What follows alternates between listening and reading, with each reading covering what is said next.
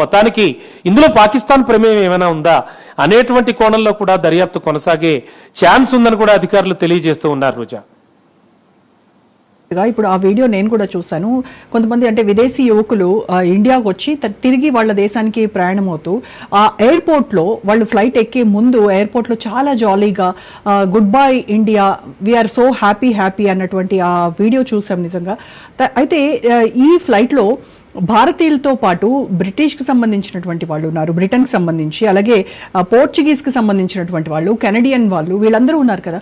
So మరి international community ఈ జరిగినటువంటి ఘటనపై ఏమైనా స్పందించింది అంతర్జాతీయ సమాజం? ఎగ్జాక్ట్లీ. ఎందుకంటే ఆల్మోస్ట్ ఆల్ ప్రతి దేశం కూడా, ప్రతి కంట్రీ నుంచి కూడా కొన్ని మెసేజెస్ అయితే వస్తూ ఉన్నాయి. మన ఇండియన్ ఎంబసీకి సంబంధించిన వాళ్ళు, అలాగే ఇండియాలో రిలేషన్షిప్స్ మెయింటైన్ చేస్తున్న వాళ్ళు, ముఖ్యంగా తెలుగు వాళ్ళు కావచ్చు, వాట్ ఎవర్ ఇట్ మేబీ, భారతీయులంతా కూడా విదేశాల్లో నివసిస్తున్న వాళ్ళ బంధువులు కానీ అందరూ కూడా ఆల్రెడీ ఖచ్చితంగా ఈ ఘటనను ఖండిస్తూ ఉన్నారు. అంటే చాలా బాధపడుతూ బాధాతప్త హృదయాలతో వాళ్ళ మెసేజెస్ పంపుతూ ఉన్నారు. దేశ ప్రధానులు కావచ్చు, ముఖ్యంగా యూకే వాళ్ళైతే మాత్రం చాలా బాధాతప్త హృదయంతో వాళ్ళ మెసేజ్లు కూడా పంపుతూ ఉన్నారు. అండ్ ముఖ్యంగా విమానయాన శాఖ కంట్రోల్ రూమ్ నెంబర్ కూడా ఇచ్చింది.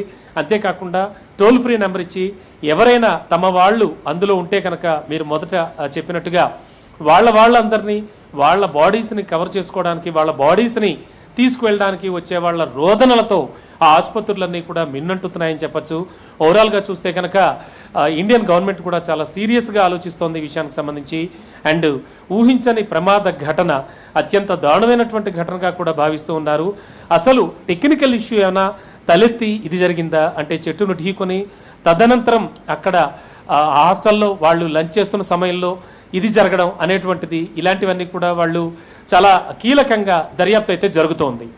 రైట్. అయితే ఇదే ఫ్లైట్కి సంబంధించి ఇంకొక వీడియో కూడా వైరల్ అవుతోంది రమణ బాబు.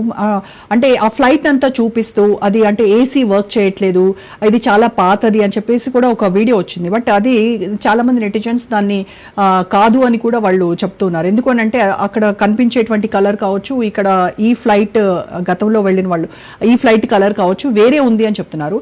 బట్ అంటే ఇలాంటి సాంకేతిక సమస్యల వల్ల ఇంత పెద్ద ప్రమాదం జరిగేటువంటి ఛాన్స్ ఉంటుందంటారా?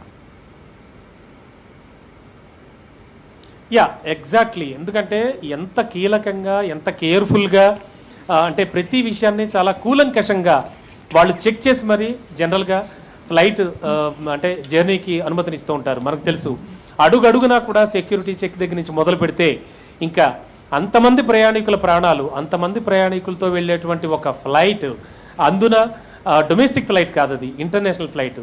మరింత జాగ్రత్తలు, అంటే మరిన్ని జాగ్రత్తలు అయితే తీసుకుంటారు. బట్ ఇన్ని జాగ్రత్తలు తీసుకున్నా కూడా ఈ ఘోర కల అయితే జరిగిందని చెప్పచ్చు. అండ్ మరో ముఖ్యమైన విషయం ఏంటంటే ఈ ఫ్లైట్ ప్రమాదం వెనక చాలా విషయాలు వెలుగులోకి వస్తున్నాయి. అవేంటంటే ఈ ఏడాది వ్యవధిలో దాదాపుగా 2 సార్లు ఇదే ఏఐ విమానానికి అయితే మాత్రం సాంకేతిక సమస్య తలెత్తింది అని చెప్తున్నారు. అంటే ఎయిర్ ఇండియా ఫ్లైట్కి సంబంధించి టెక్నికల్గా సమస్య తలెత్తడం ఏంటి, ఇలాంటి పలు అనుమానాలు కూడా వినబడుతూ ఉన్నాయి మనకి. సో ఈ నేపథ్యంలో ప్రస్తుతానికి మనం చూస్తుంటే కనుక దాదాపుగా చూస్తే 2024 జూన్ 6న డిసెంబర్లో 2 సార్లు టెక్నికల్ ఇష్యూ కూడా తలెత్తింది మనకు తెలుసు. సో ఈ నేపథ్యంలో ప్రస్తుతానికి ఈ టెక్నికల్ ప్రాబ్లంతోనే ప్రస్తుతానికి ఈ ఘటన కూడా జరిగిందా అనేటువంటి అనుమానాలు కూడా లేకపోలేదు. ఇవన్నీ కూడా మనకి పలు అనుమానాలకు